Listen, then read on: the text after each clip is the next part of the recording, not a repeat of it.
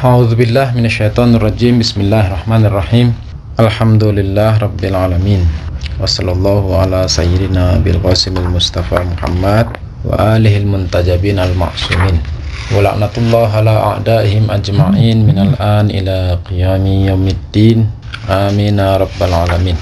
Allahumma kun li walikal hujjat ibnil Hasan salawatuka alaihi wa ala abaihi fi hadhihi sa'ah wa fi kulli sa'ah waliyan wa hafizan wa qaidan wa nasiran wa dalilan wa aina hatta tuskinahu ardhaka taw'an wa tumatti'ahu fiha tawila birahmatika ya arhamar rahimin. Diriwayatkan di dalam Nahjul Balaghah, di dalam kitab Nahjul Balaghah, hikmah yang ke-99, diriwayatkan wa sami'a rajulan yaqul inna lillahi wa inna ilaihi raji'un faqala alaihi salam inna qaulana inna lillahi iqrarun ala anfusina bil mulki wa qaulana wa inna ilaihi raji'un iqrarun ala anfusina bil hulki. Dikatakan Amirul Mukminin Ali alaihissalam mendengar seseorang yang sedang mengucapkan kalimat istirja, inna lillahi wa inna ilaihi raji'un. Istilahnya kalimat istirja. Amirul Mukminin Ali bin Abi Thalib alaihissalam mendengar seseorang yang sedang mengucapkan inna lillahi wa inna ilaihi raji'un. Faqala alaihissalam, lalu Amirul Mukminin Ali alaihissalam mengatakan apa?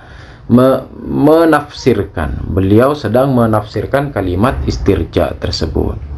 Beliau hendak menjelaskan makna inna lillahi wa inna ilaihi raji'un tersebut. Lalu beliau mengatakan sesungguhnya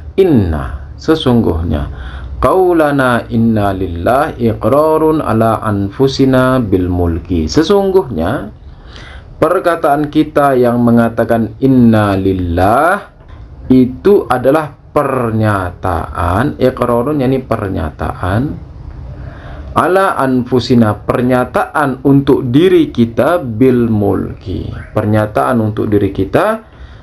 Menyatakan terhadap apa? Menyatakan terhadap penghambaan. Mulk yakni kepemilikan, malik yakni raja, malik raja, mamluk yakni hamba.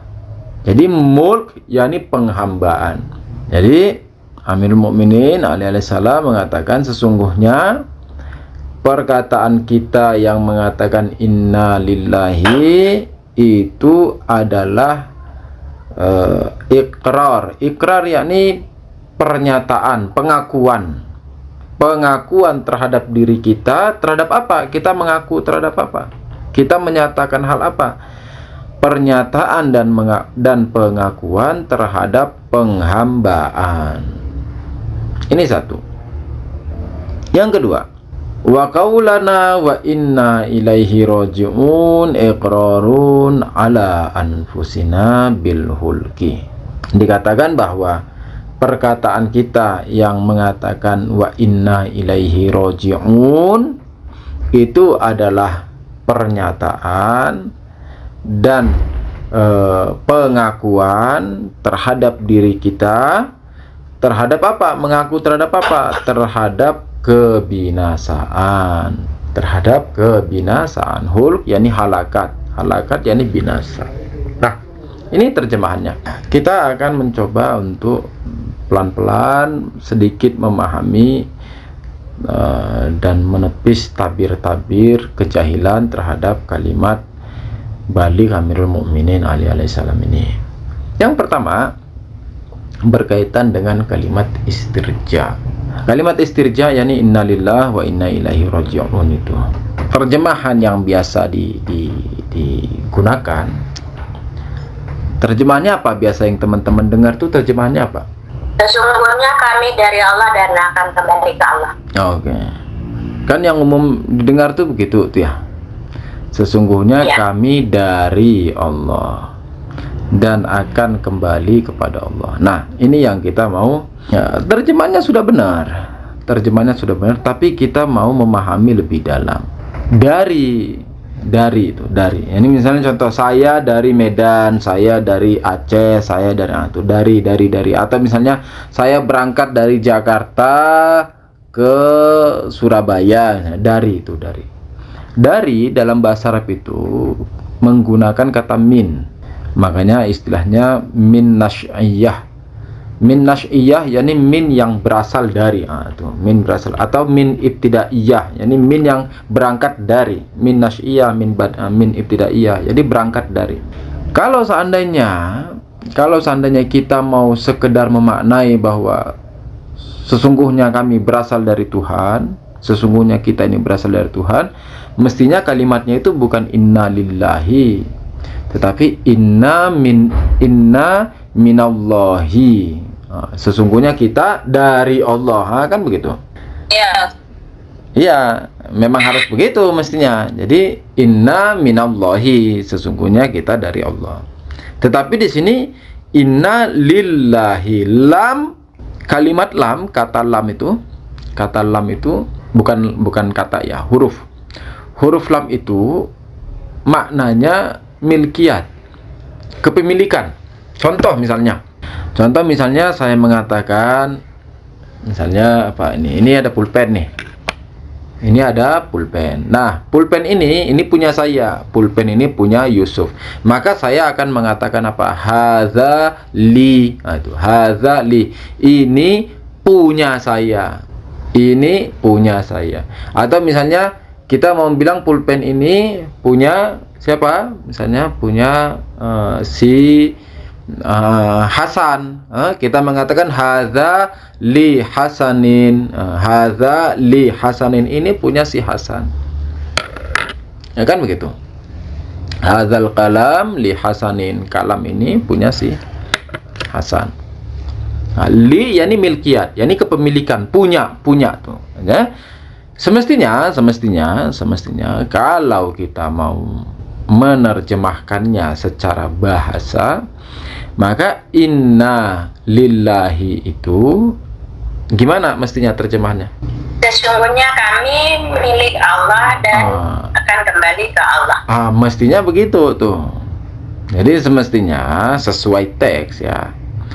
Sesuai teks. Jadi terjemahannya itu begini: sesungguhnya kita milik Allah. Sesungguhnya kita milik Allah, itu satu. Dan sesungguhnya kita hanya akan kembali kepada Allah. Dan sesungguhnya kita hanya akan kembali kepada Allah. Itu kalau dari segi letter lex atau tahtal lafz ya, atau misalnya secara kata. Tetapi kita bisa melihat bahwa ada pembahasan kepemilikan ya. Kenapa terus kita mau mencari tahu kenapa terus orang-orang menerjemahkannya dengan sesungguhnya kita berasal dari Tuhan. Ini kita mau tahu ini makna ini dari mana nih? Kita mengatakan sesungguhnya kita berasal dari Allah, itu dari mana? Padahal kalau kita melihat matan, kita melihat teks, mestinya sesungguhnya kita semua itu milik Allah. Nah, kalau kita melihat kepemilikan itu ada dua model. Kepemilikan itu ada dua model. Kalau teman-teman mau meneliti lebih dalam tentang persoalan kepemilikan, kebebasan dan sebagainya, bisa merujuk ke makalah yang saya tulis. Nanti kalau berkeinginan bisa di-share. Jadi kepemilikan itu ada dua model. Kepemilikan ada dua model. Ada kepemilikan mutlak dan ada kepemilikan nisbi ya. Kepemilikan itu ada dua model. Ada kepemilikan mutlak atau hakiki, kepemilikan hakiki, dan ada kepemilikan nisbi atau kepemilikan semu atau kepemilikan iktibari, yakni sesuai kesepakatan. Ini dua model kepemilikan. Nah, di mana saja ada kepemilikan, saya ulangi, Di mana saja ada kepemilikan, maka di situ ada keterbatasan. Keterbatasan terhadap apa? Keterbatasan bagi yang dimiliki. Saya ulangi, di mana saja ada pembahasan kepemilikan, maka juga akan meliputi pembahasan keterbatasan terhadap yang dimiliki. Contoh, saya mengatakan pulpen ini punya Yusuf. Contoh ya, pulpen ini punya Yusuf. Artinya apa? Dengan kata lain, saya bisa merubah bahwa si pulpen ini tidak lagi bebas. Si pulpen ini tidak lagi bebas, tetapi dia sudah terbatas untuk si Yusuf. Nah, kan begitu. Jadi, di satu sisi si Yusuf adalah pemilik, di sisi yang lain si pulpen adalah yang dimiliki. Karena si pulpen adalah yang dimiliki, maka dia tidak lagi memiliki kebebasan. Dia menjadi terbatas hanya untuk si Yusuf, hanya untuk si pemilik. Kan begitu. Diterima enggak nih? Terima. Nah, yang lain ngikutin enggak nih ya? Sambil buka puasa. Ini kan jam-jamnya buka puasa. Antum di sana mestinya semangat-semangat. Kita yang di sini masih berpuasa, yang masih lemas-lemas. Setuju enggak nih? Setuju, tidak setuju, tidak paham. Yes. Ini pembahasan ilmiah loh ya. Jadi harus sedikit mikir memang. Jadi bukan sekedar ceramah-ceramahan kan. Kita dari awal mengatakan bahwa metode kita bukan hanya sekedar ceramah-ceramahan saja, tapi mengkaji secara ilmiah. Nah, saya ulangi. Kita katakan kapan saja ada pembahasan kepemilikan, maka di sisi depannya kita juga akan membahas keterbatasan yang dimiliki. Contoh baju. Kita katakan baju ini punya Pak Tanto. Kita misalnya mengatakan baju ini punya Pak Tanto. Artinya apa? Di satu sisi Pak Tanto adalah pemilik si baju. Oke. Tapi di sisi lain kita juga bisa memahami bahwa si baju ini dia tidak lagi bebas. Melainkan apa? Melainkan dia sudah terbatasi dan dia sudah terkurung hanya untuk si Pak Tanto, bukan untuk yang lain. Nah, jadi dua arah tuh. Hubungan antara pemilik dan yang dimiliki itu dua arah. Kita katakan tadi kepemilikan itu ada dua model. Ada kepemilikan hakiki mutlak dan ada kepemilikan yang nisbi, iktibari, semu. Contoh kepemilikan semu itu gimana? Nah, contoh kepemilikan semu itu gini, misalnya Pak Tanto, misalnya ya, Pak Tanto mendulang emas di sungai misalnya. Mendulang emas di sungai, dapatlah itu emas tuh. Ya kan ya? Dapat emas, lalu dibuat menjadi sebuah cincin. Nah, pertanyaan saya, cincin yang sudah jadi itu punya siapa tuh? Punya saya. Punya Pak Tanto, kan begitu. Lah, sekarang nih, jangan lupa itu pembahasan pertama tadi, antara pemilik dan yang dimiliki. Cincin ini punya Pak Tanto. Ketika cincin ini punya Pak Tanto, maka nih, ketika cincin ini punya Pak Tanto, maka si cincin itu juga hanya terbatas buat siapa? Buat Pak Tanto. Buat Pak Tanto. Itulah kenapa kalau ada si Alex datang ngambil cincin itu dari Pak Tanto, bakal dikejar tuh. Bakal dimasukkan penjara tuh, bakal digugat tuh. Kenapa? Karena cincin itu tidak memiliki hubungan dan interaksi kepada si Alex, melainkan cincin itu terinteraksi kepada si Pak Tanto. Dia sudah terbatasi hanya untuk si Pak Tanto.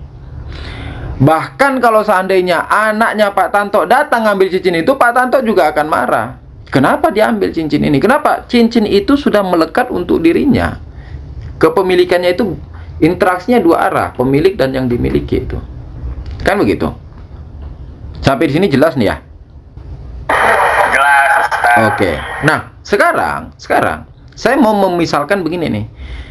Ketika si Pak Tanto itu adalah pemilik cincin, dan cincin ini hanya terkhusus buat si Pak Tanto, di dalam kepemilikan ada satu makna yang kita tidak boleh lupakan. Apa itu? Di mana saja ada kepemilikan, maka di situ ada kuasa. Saya ulangi. Di dalam persoalan kepemilikan ada satu makna yang kita tidak boleh lepaskan. Apa itu maknanya? Bahwa kapan saja kepemilikan itu berlaku, maka kekuasaan terhadap yang dimiliki juga berlaku. Kapan saja kepemilikan terhadap sesuatu itu berlaku, maka kuasa terhadap yang dimiliki tersebut juga berlaku. Contoh, cincin tadi. Contoh cincin tadi yang punya Pak Tanto, yang dia dulang sendiri dari sungai. Kita katakan itu punya Pak Tanto, dia yang mendulang, dia yang membuat, sudah jadi cincin. Itu punya Pak Tanto. Nah, lalu kita mengatakan karena itu punya Pak Tanto dan Pak Tanto adalah pemilik cincin tersebut, maka Pak Tanto juga berkuasa terhadap cincin tersebut. Berkuasa terhadap apa?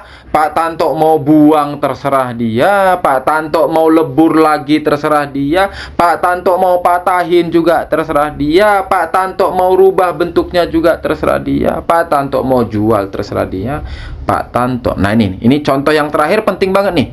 Pak Tanto mau kasih ke istrinya juga terserah dia. Nah, kita urusannya di contoh yang terakhir. Sekarang ketika Pak Tanto memberikan ke istrinya, diberikan cincinnya diberikan ke istrinya. Pertanyaan saya, setelah diberikan, apakah istrinya menjadi pemilik bagi cincin tersebut? Iya, ahsan, menjadi pemilik. Nah, menjadi pemilik. Pertanyaannya, pemiliknya itu dia pemilik yang dibuat atau pemilik asli?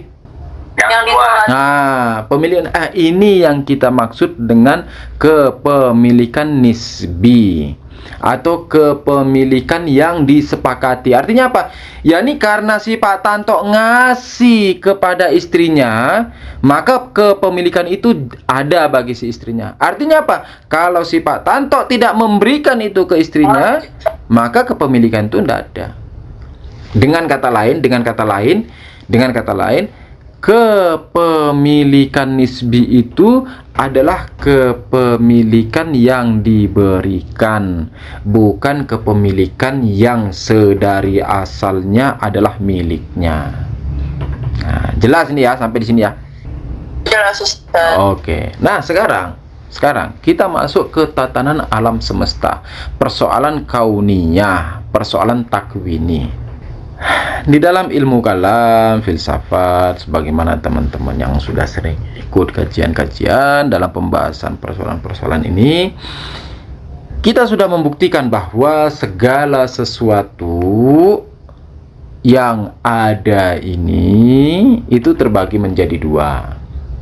Segala sesuatu yang ada itu terbagi menjadi dua. Apa itu? Yang pertama, dia itu mungkinul wujud. Yang kedua, dia itu wajibul wujud. Oke ya? Kita katakan segala sesuatu yang ada di alam ini maka tidak keluar dari dua hal. Apakah dia mungkinul wujud ataukah dia wajibul wujud? Kalau dia mungkinul wujud, maka kediriannya itu bukanlah dari dirinya sendiri, melainkan kediriannya dan keadaannya dia itu, untuk adanya dia itu, dia bersumber dari yang lain. Dia bergantung pada yang lain. Dia mutakawim pada yang lain. Nah, ini mumkinul wujud nih. Kenapa? Karena di dalam diri mumkinul wujud ada imkan. Ada imkan. Di mana yang namanya imkan itu dia butuh kepada selain dirinya. Kenapa? Karena juga imkan. Imkan itu apa artinya imkan? Imkan itu berarti tidak ada kemestian wujud dalam dirinya, itu imkan. Mungkin kan kita bahasa Indonesia bilang mungkin. Mungkin itu apa? Mungkin itu berarti bisa ada, bisa enggak, kan begitu ya. Mungkin itu bisa ada, bisa tidak. Nah, ketika bisa ada, bisa tidak, berarti di dalam dirinya tidak ada kemestian wujud. Di dalam dirinya tidak ada keniscayaan wujud. Ketika di dalam dirinya tidak ada kemestian wujud, tidak ada keniscayaan wujud, tidak ada keharusan wujud, maka dia bukan wajibul wujud. Ketika dia bukan wajibul wujud, maka dia bisa ada, bisa tidak. Karena bisa ada, bisa tidak, untuk mengada berarti tidak bisa dari dirinya sendiri. Kenapa? Oleh orang dia bisa ada, bisa tidak. Berarti dia harus ngambil dari mana? Dari sesuatu yang bukan mumkinul wujud. Tetapi harus yang apa? Harus yang wajibul wujud. Harus yang dirinya itu mesti ada. Nah, ini wajibul wujud. Yani adanya itu adalah sebuah keniscayaan, kemestian, daruriyatul wujud. Ini kita sudah bahas, sudah sering dibahas di kajian-kajian. Kalaupun teman-teman yang baru ikut, bisa merujuk ke rekaman-rekaman yang sudah ada, atau berdiskusi dan mempertanyakan kepada ustadz-ustadz yang ada di mana saja. Sekarang ada mungkinul wujud, ada wajibul wujud. Kita mengatakan yang mungkinul wujud ini harus, kalau dia mau ada ya, kalau mau ada harus bersandar pada yang wajibul wujud. Ketika dia harus bersandar pada wajibul wujud, kebersandarannya dan kebutuhannya kepada wajibul wujud itu di apanya tuh? Di wujudnya. Ahsan. Di wujudnya. Jadi si mungkinul wujud ini dia butuh kepada wajibul wujud di apanya? Di wujudnya. Dengan kata lain, kewujudan dan keberadaan si mumkinul wujud itu nisbi, sedangkan kewujudan dan keberadaan si wajibul wujud itu hakiki. Ini satu. Yang kedua, kita mengatakan bahwa si mumkinul wujud yang dia keberadaannya itu nisbi, dia butuh di dalam wujudnya. Dia butuh pada wujudnya itu, dia butuh kepada siapa? Dalam wujudnya dia butuh kepada siapa? Butuh kepada wajibul wujud. Yang ketiga, dengan demikian maka dengan demikian maka kewujudannya itu bersumber dari limpahan wajibul wujud 3. Yang keempat, karena kewujudannya itu bersumber dari limpahan si wajibul wujud, maka si wajibul wujud adalah pemilik hakiki dari segala mumkinul wujud. Kenapa yang keempat ini kita langsung menyimpulkan bahwa si wajibul wujud adalah pemilik hakiki dari mumkin wujud? Karena tadi kita sudah bahas bahwa kapan saja kita membahas kepemilikan, maka kita akan membahas kuasa. Kapan saja kita membahas kepemilikan, maka kita akan membahas kuasa. Nah, karena si mumkinul wujud ini asli kewujudannya itu dari si wajibul wujud, berarti si mumkinul wujud ini di dalam dirinya dia tidak memiliki tidak memiliki kewujudan. Di dalam dirinya tidak memiliki kewujudan. Artinya apa? Yakni tidak ada kemestian dan keharusan dan keniscayaan di dalam dirinya. Nah, karena dia tidak memiliki, dia butuhlah kepada yang lain. Dia ngambillah itu dari yang lain. Dari siapa? Dari si wajibul wujud. Berarti si wajibul wujud melimpahkan kepemilikan wujud kepada si mumkinul wujud. Istilahnya, kalau mau istilah ringan-ringannya, si Tuhan melimpahkan kepemilikan wujud kepada si Pak Tanto. Sekarang, karena si Tuhan melimpahkan kepemilikan wujud kepada si Pak Tanto, pertanyaan saya, apakah Pak Tanto sekarang memiliki kepemilikan? Apakah Pak Tanto sekarang memiliki atau sebagai pemilik wujud? Iya. Iya, tetapi yang mana? Yang nisbi. Yang nisbi tadi. Nah, yang nisbi tadi. Dengan kata lain, berarti si Tuhan itu adalah pemilik hakiki. Nah, karena dia pemilik hakiki, maka bisa difahami segala sesuatu selain Allah itu bersumber dari Allah Ta'ala. Nah, ini kira-kira yang bisa kita jelaskan atau kita maknai bagaimana bisa orang-orang menerjemahkan innalillah itu yang semestinya bahwa segala kita semua ini milik Allah, kok diterjemahin semua kita ini dari Allah. Itu gimana? Dari penjelasan yang tadi sudah kita bahas panjang lebar. Itu satu pembahasan. Sebenarnya pembahasannya cukup rumit ya. Pembahasan kalimat istirja ini cukup rumit. Kita bisa masuk dalam pembahasan irfan, di mana innalillahi wa inna ilaihi raji'un itu seperti cincin. Seperti cincin itu yakni dari atas turun ke bawah lalu naik lagi ke atas. Khusus kitab irfan itu yang dikarang oleh Ibnu Arabi namanya Fusus al-Hikam. Fusus artinya gagang cincin tuh. Jadi dia dari atas turun ke bawah naik lagi ke atas. Nah, di dalam hakikat penciptaan, dalam sudut pandang irfan ya. Dalam sudut pandang irfan, hakikat penciptaan itu adalah seperti putaran itu. Jadi dari atas turun ke bawah lalu naik lagi ke atas. Hakikat penciptaan ini tajalli. Jadi hakikat penciptaan dalam sudut pandang irfan itu berbeda dengan di ilmu kalam atau di filsafat, berbeda.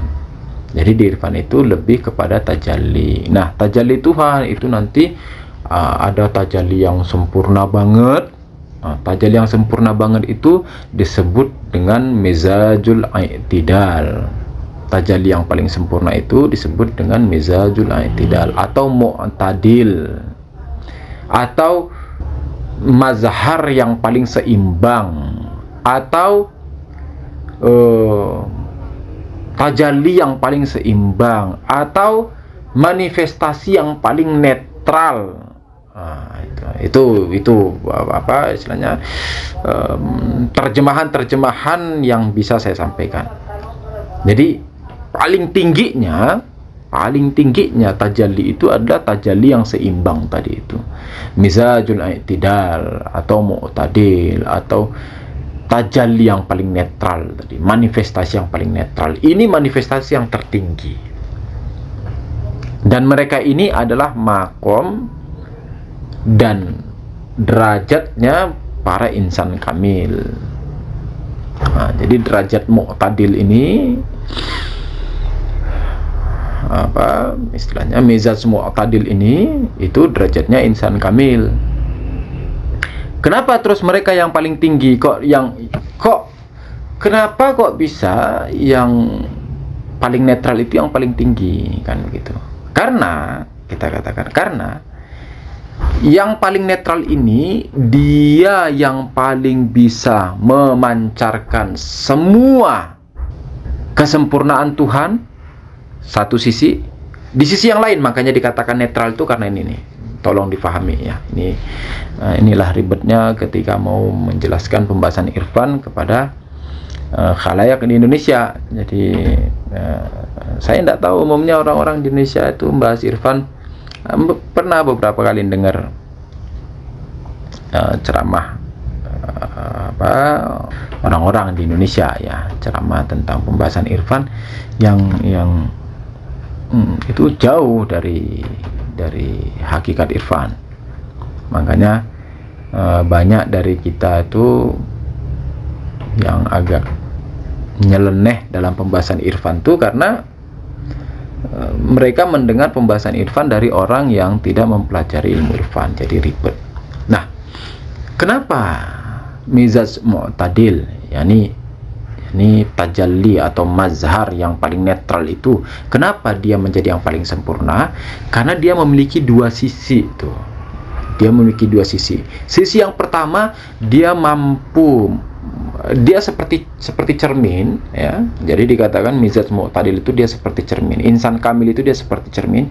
Dia mampu memantulkan dan memancarkan kesempurnaan Tuhan secara maksimal. Ini satu sisi. Dan di sisi yang lain, dia juga mampu sebagai interpretasi dari makhluk yang paling rendah sampai yang paling tinggi. Jadi di satu sisi dia mampu menyerap dan memancarkan kesempurnaan Tuhan secara maksimal. Di sisi yang lain dia mampu sebagai interpretasi, sebagai perwakilan seluruh makhluk dari yang paling rendah sampai ke yang paling tinggi. Makanya di derajat manifestasi itu, derajat tajalli itu, ini kita anggap lingkaran ya. Ini kita anggap lingkaran. Ini kita anggap lingkaran. Ini dari atas dia turun ke bawah kan. Di dalam kitab irfan tuh dikatakan manusia itu di mana unsur manusia itu? Unsur manusia itu ada yang paling bawah sini nih, ini. Yang paling bawah. Jadi dari kesempurnaan mutlak, mentajalli terus memancarkan tajalli terus sampai ke yang paling bawah. Yang paling bawah inilah unsur manusia. Unsur manusia. Nah, unsur manusia ini nanti dari bawah dia naik lagi ke atas, sampai dia ke atas. Inilah yang menjadi si insan kamil tadi. Inilah yang menjadi si insan kamil tadi. Nah, kalau kita lihat dari atas, semua kesempurnaannya itu, semua kesempurnaan dari atas masuk ke dia tuh kan, masuk ke yang paling bawah nih. Artinya apa? Semua kesempurnaan yang di atasnya itu diserap sama dia tuh. Oh, kalau kita mau peragain kayak misalnya tenaga dalaman. Saya bukan pelaku tenaga dalam. Misalnya biar mudah difahami, nggak usah terlalu dipolitisasi. Misalnya kayak kanuragan gitu. Itu kan masuk tuh semua ilmu-ilmu dari atas tuh, masuk semua udah. Dia yang paling bawah nih, tapi semua ilmu udah masuk. Terus gimana nih?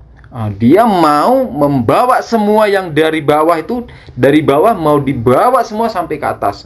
Itu baru dia naik itu sampai ke atas. Jadi kesempurnaan Tuhan secara mutlak dia serap dan dia pantulkan, lalu dia juga menjadi interpretasi dan perwakilan seluruh makhluk dari yang paling bawah sampai yang ke atas. Ini namanya qaus su'udi wa qaus nuzuli wa qaus su'udi. Qaus nuzuli yakni turun, nuzul. Su'udi yakni naik. Kita kembali lagi ke riwayat. Innalillah yakni sesungguhnya kita milik Allah. Milik Allah yakni apa? Yakni kita ini hamba Allah. Amirul Mukminin mengatakan iqrarun ala anfusina bil mulk. Kita sedang mengakui kepada diri kita terhadap penghambaan. Kita ini hamba. Yang namanya hamba itu apa? Yang namanya hamba berarti kita tidak memiliki apapun di hadapan Tuhan. Nah ini tadi pembahasan kepemilikan itu kan ada dua tuh. Ada kepemilikan hakiki, ada kepemilikan nisbi. Yang namanya kepemilikan nisbi itu karena dikasih. Kalau nggak dikasih ya nggak punya. Tetapi kepemilikan hakiki, wah dialah pemilik 100%. Dialah pemilik mutlak. Karena dia pemilik mutlak, maka dia berkuasa secara mutlak kepada kita. Karena dia berkuasa, maka kita hamba. Nah, kan begitu. Kan enak memahami. Kenapa Yusuf ini hamba? Ya, karena Yusuf ini tidak memiliki apapun. Apa saja yang Yusuf miliki, ini kepemilikan semu, iktibari, nisbi. Yang punya mutlak itu Tuhan. Karena Tuhan yang punya mutlak, maka dia adalah pemilik saya. Itu.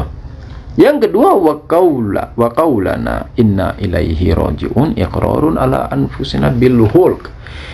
Dan ketika kita mengatakan sesungguhnya hanya kepadanya lah kita kembali, ini adalah pengakuan dan ikrar kepada diri kita terhadap apa? Ikrar terhadap kebinasaan. Kita ini fana, binasa, hancur, musnah. Yang kekal hanya wajah Tuhan. Badan kita ini nanti hancur, ya hancur. Jangankan badan kita nanti hancur, sekarang saja hancur. Kan setiap detik selalu mengalami perubahan tuh. Yusuf yang 1 jam lalu bukan lagi Yusuf yang saat ini. Yang Yusuf saat ini sedang berbicara dengan antum, ini Yusuf saat ini sedang berbicara dengan antum, itu bukan Yusuf yang sejam lalu, sudah beda. Antum sudah meninggalkan Yusuf yang 1 jam lalu. Dengan kata lain apa? Dengan kata lain, Yusuf yang 1 jam lalu itu, kalaulah kita mau mengatakan sudah sirna, sudah tidak ada. Sekarang Anda sedang berbicara dengan Yusuf yang ada di detik ini. Nah, jadi selalu mengalami perubahan tuh, nobud, sirna, musnah. Ini jasmani, yang namanya jasmani ya sirna, iya sirna, nanti akan berubah menjadi orang-orang lain lagi. Badan kita, nah ini kan mati, badan kita jadi tanah, dimakan ulat, ulat dimakan burung, burungnya dimakan misalnya burungnya mati jadi bangkai, dimakan cacing, cacingnya itu cacingnya itu mati lagi jadi pupuk, tumbuhlah pohon jambu, pohon jambunya dimakan sama Pak Riza, Pak Riza jadi Yusuf, kan gitu. Yes. Apa istilahnya? Selalu sirna, kita sirna menjadi sirna yang lain. Nah, artinya tidak ada keabadian. Tidak ada keabadian. Kenapa tidak ada keabadian? Ya karena kita bukan pemilik mutlak. Mana bisa orang wujud saya ini bukan wujud mutlak. Lah wujud saya ini wujud nisbi. Wujud saya ini karena adanya kebergantungan kepada wajibul wujud. Bagaimana mungkin saya bisa abadi? Nah kan begitu. Tetapi kita mengatakan bahwa yang namanya sudah ada itu tidak bisa sirna. Iya benar. Kalau sudah ada tidak bisa sirna. Yusuf ini sudah ada, iya sudah ada. Sirna tidak bisa sirna. Kenapa? Karena kapan saja sesuatu itu sudah ada, maka dia sudah terinteraksi dengan sebabnya itu. Kan gitu. Kita bilang mungkinul wujud itu bisa ada, bisa tidak. Oke. Sekarang zat sudah ada dia itu. Nah, ketika sudah ada artinya apa maknanya nih? Ketika dia sudah ada, maknanya dia sudah terinteraksi dengan sebabnya. Artinya apa? Dia sudah terinteraksi dengan wajibul wujud. Ketika dia sudah terinteraksi dengan wajibul wujud, dan karena wajibul wujud itu abadi, maka keberadaan kita juga akan abadi. Keberadaan, saya mengatakan keberadaan, bukan badan ya, bukan. Keberadaan, maka keberadaan kita juga akan abadi. Kenapa? Karena kita sudah terinteraksi dengan wajibul wujud. Lah terus yang mananya itu yang abadi? Yang Yusufnya itu, yang Pak Rizanya itu, yang Pak Tantonya itu, yang Bu Inanya itu. Terus yang mana itu Bu Ina? Yang mana itu Pak Widodo? Yang mana itu Bu Indah?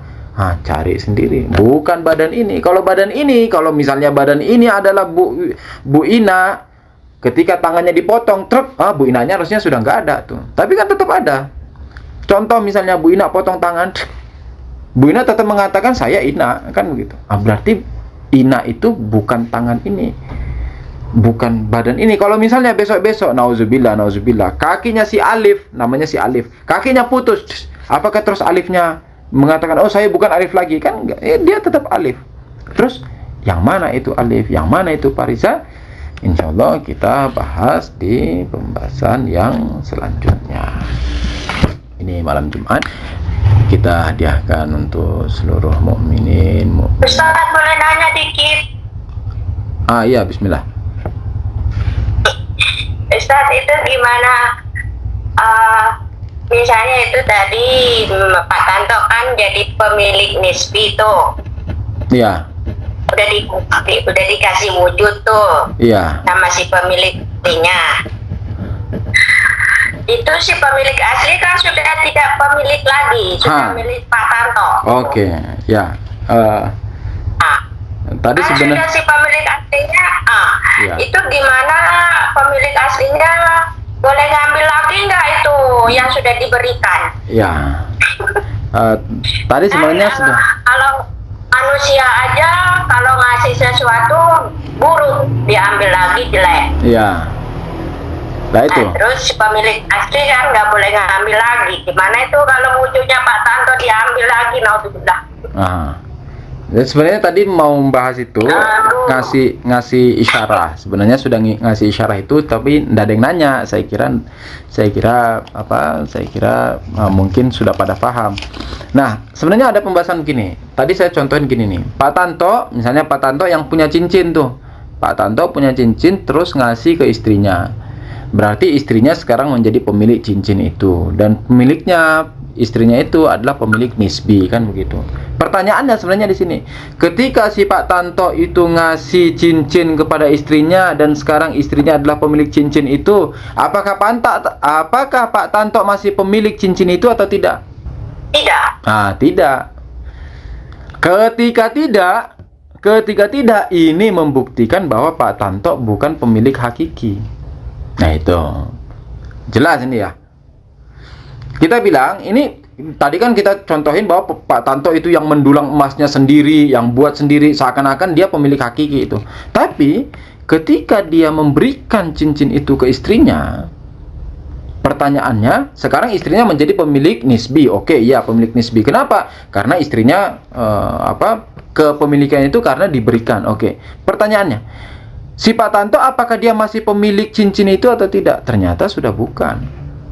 Nah, ketika bukan, berarti dia bukan pemilik hakiki. Kenapa bukan pemilik hakiki?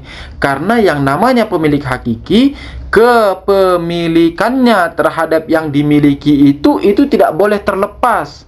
Jadi tidak pernah terlepas antara si pemilik dengan yang dimiliki. Jadi tidak bisa satu masa dia pemilik, di masa yang lain dia bukan pemilik. Dari sini kita bisa memahami bahwa segala selain Tuhan.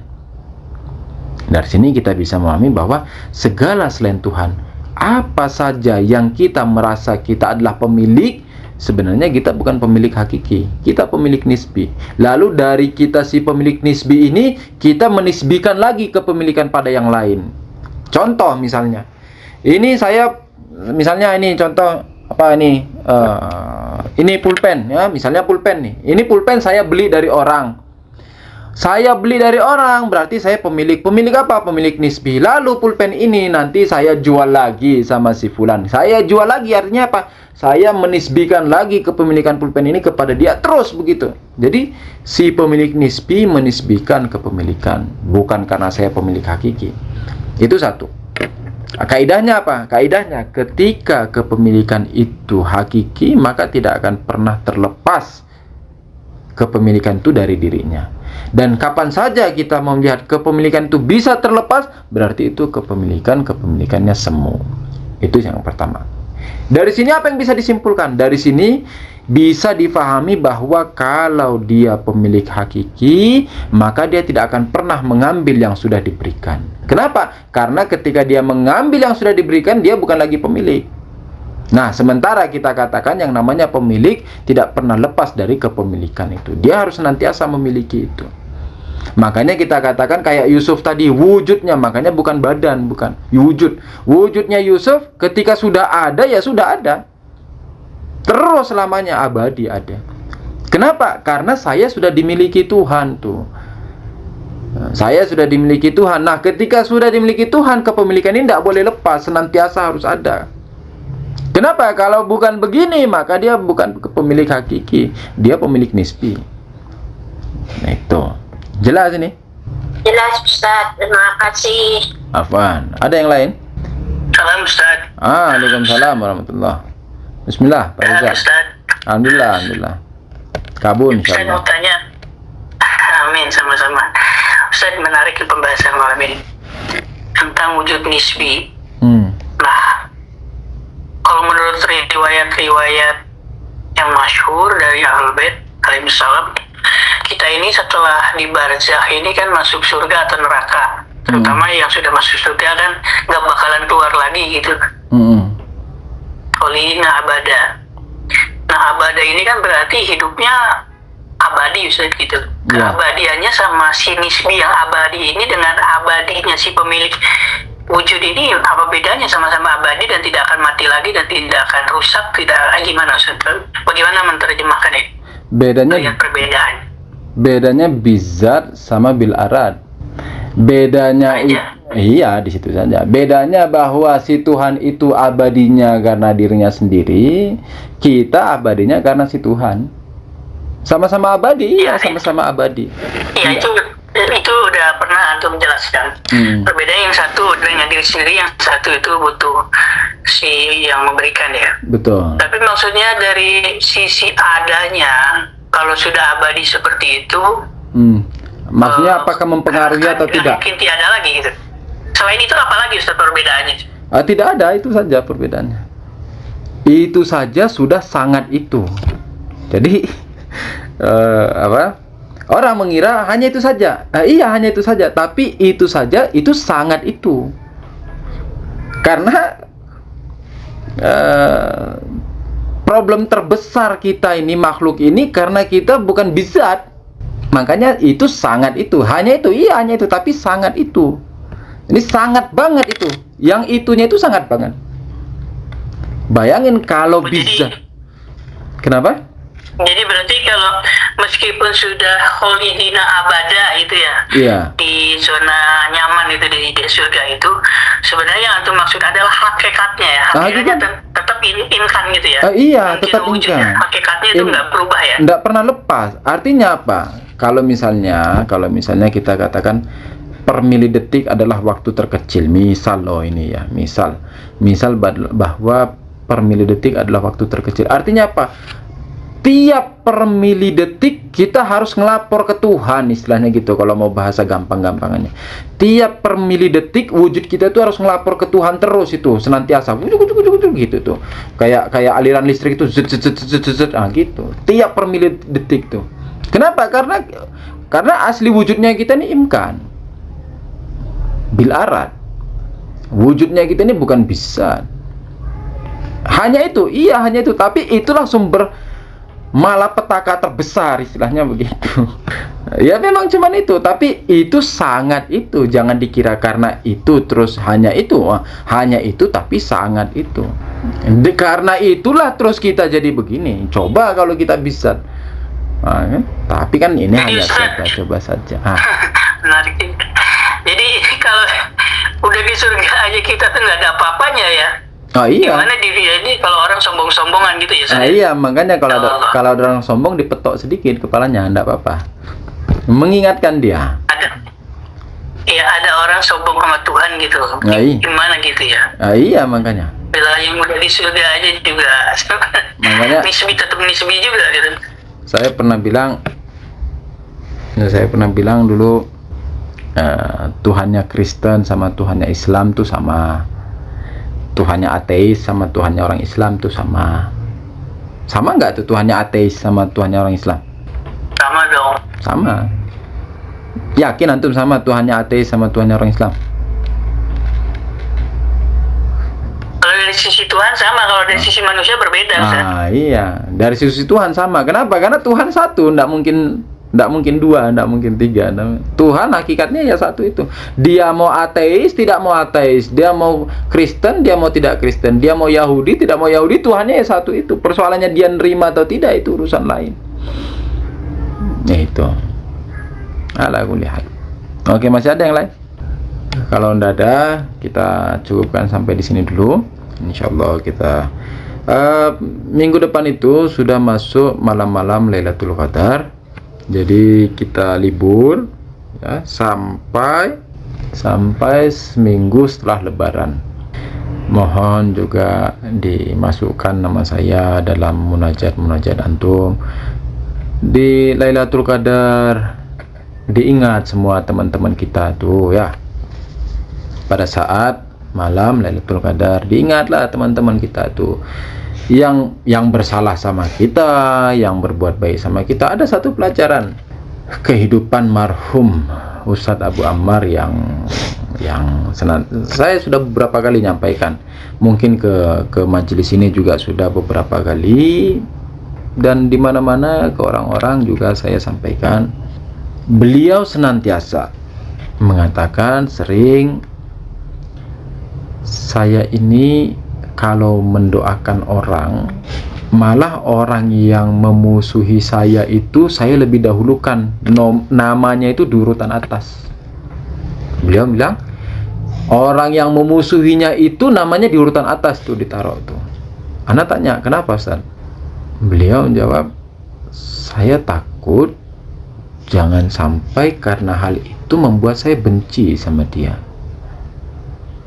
Ini pelajaran yang cukup besar, yang semestinya seorang mukmin ya demikian, yang semestinya setidaknya kita bisa mengikuti beliau.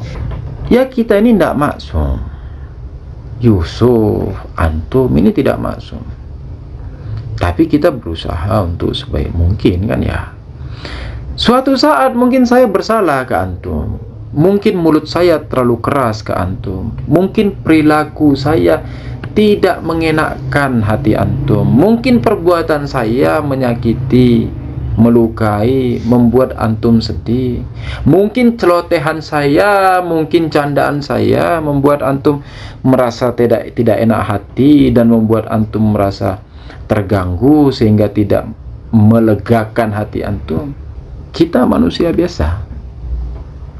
Karena kita manusia biasa dan Yusuf menyadari hal itu, maka Yusuf minta maaf kepada antum semua, dan juga kita begitu, sesama yang lain juga begitu.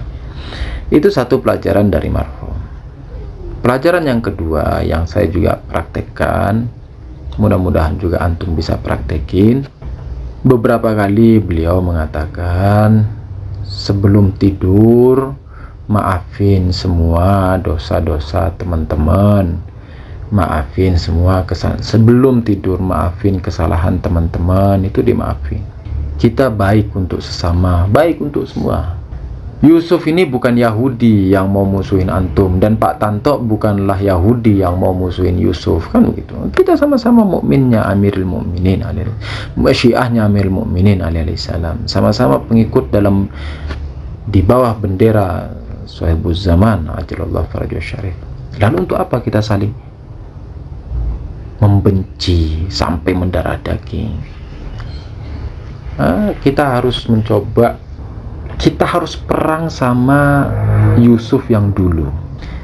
Yusuf sekarang adalah Yusuf yang sudah dapat apa namanya, kita bilang tuh kartu nama ya, label nama tuh, papan nama. Kalau dulu sekolah tuh, ingat banget dulu kita kalau SD, SMP, SMA tuh pertama masuk kelas tuh kan baju kita baju putih gini, nggak ada label.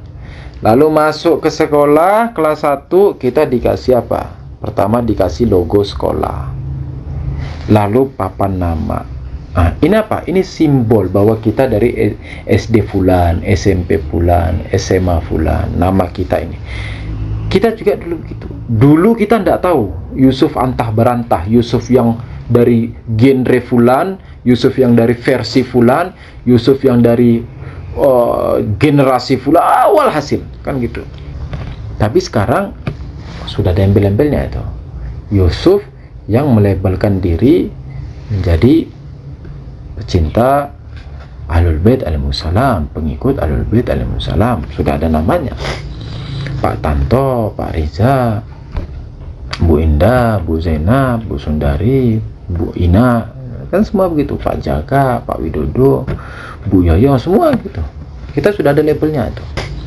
Pak Tanto, Pak Riza, Bu Indah, Bu Zainab, Bu Sundari, Bu Ina, kan semua begitu, Pak Jaka, Pak Widodo, Bu Yoyo, semua gitu. Kita sudah ada labelnya itu. Jangan sampai memalukan label kita kan ya. Jangan sampai kita memalukan label. Kapan saja kita memalukan label? Biasanya kalau di sekolah-sekolah tuh, kalau di sekolah-sekolah, kalau sudah membuat kesalahan fatal banget, dikeluarin kan dari sekolahnya tuh, nauzubillah. Ya kan gitu ya, di sekolah-sekolah tuh kalau udah terlalu nakal banget, bandel banget, dikeluarin, suruh pindah ke sekolah lain. Nah, jangan sampai hal itu terjadi, karena kita terlalu ada kisah, tapi nantilah kisah, mau membahas tentang kisah la darar wala dirar fil Islam, tapi nantilah suatu saat, takutnya jadi panjang lagi. Sudah penasaran, Ustaz. Yaitu kisah la darar wala dirar fil, kisah tentang la darar wala dirara fil Islam. Nanti suatu saat kita akan bahas. Takutnya kalau mau bahas jadi panjang lagi, sejam lagi, antum sudah kecapean tadi puasa. Ini cuma mau menyampaikan bahwa kita sesama mukmin itu ada label yang sudah kita pasang itu dari sekolah fulan ya. Kita dari sekolah Ahlul Bait alaihissalam. Jadi semestinya saling membantu, saling memaafkan, saling tarik menarik. Ada yang jatuh, diangkat, ayo naik ke pundak bila perlu.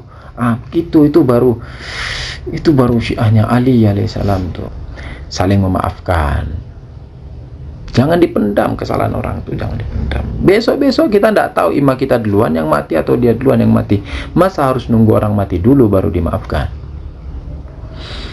Itu mau buat apa disimpan-simpan dendam itu, amarah itu, kekesalan itu, disimpan terus memangnya terus besok-besok dijual bisa jadi emas kan? Enggak. Kita doakan seluruh mukminin, mukminat di mana saja berada, ayah kita, ibu kita yang telah mendahului kita, semoga Allah memuliakan mereka, meninggikan derajat mereka, memutihkan wajah mereka karena mereka memiliki hak terhadap kita. Dan juga untuk suami, istri, anak, paman, bibi, kakek, nenek kita semua, sanak famili kita semua, semoga Allah memaafkan mereka dan mengampuni mereka semua. Lalu untuk tetangga-tetangga kita, saudara-saudara mukminin mukminat, untuk guru-guru kita yang telah mendahului kita, khususnya marhum Ustaz Abu Ammar a'lallah darajatah, marhum Ustaz Husain Habsyi, marhum Kang Jalal, marhum Ustaz Ahmad bin Abu Bakar di Kota Palu, marhum Sayyid Toha Musawa, marhum Ustaz Ahmad Rusdi, marhum Ustaz Muhammad Reza Segaf, dan juga ustadz-ustadz yang lain yang telah mengabdikan usia mereka untuk menyebarkan ajaran Ahlul Bait alaihissalam ini. Dan juga untuk ulama maroji, khususnya Imam Khomeini Quddisa Sirruh, Ayatullah Bahjat, Allamah Tabatabai, Allamah Hasan Zudi Umuli, dan juga ulama-ulama yang lain, serta untuk ulama dan maroji yang masih hidup, khususnya Rahbar Muazzam hafizahullah, dan juga untuk orang-orang tua kita yang masih hidup, semoga Allah memanjangkan usia mereka, memberkahi mereka, afiat, kesehatan, keselamatan, insyaallah ta'ala. Untuk seluruh mukminin mukminat di mana saja berada, untuk orang-orang yang sedang sakit, semoga Allah menyembuhkan dan mengangkat penyakit mereka, insyaallah ta'ala. Untuk kemenangan mujahidin, mukawamah dan mukminin ke atas orang-orang kafir, ke atas mustakbirin dan orang-orang zalim. Dan untuk segala kesusahan dan himpitan urusan serta ekonomi, semoga Allah mempermudahnya, membuka pintu rezeki kita semua, memudahkan urusan antum semua, insyaallah ta'ala. Dan untuk kezuhuran Imam Zaman Ajjalallah Ta'ala Farajahu Syarif. Al-Fatihah ma'as salawat. Allahumma salli ala Muhammad wa ali Muhammad wa ajil farajahu. Bismillahirrahmanirrahim. Alhamdulillahi rabbil alamin. Ar-Rahmanirrahim. Maliki yaumiddin. Iyyaka na'budu wa iyyaka nasta'in. Ihdinas siratal mustaqim. Siratal ladzina an'amta 'alaihim ghairil maghdubi 'alaihim waladdallin. Allahumma shalli ala Muhammad wa ali Muhammad wa ajil farajahum. Billahi taufiq wal hidayah. Assalamualaikum warahmatullahi wabarakatuh.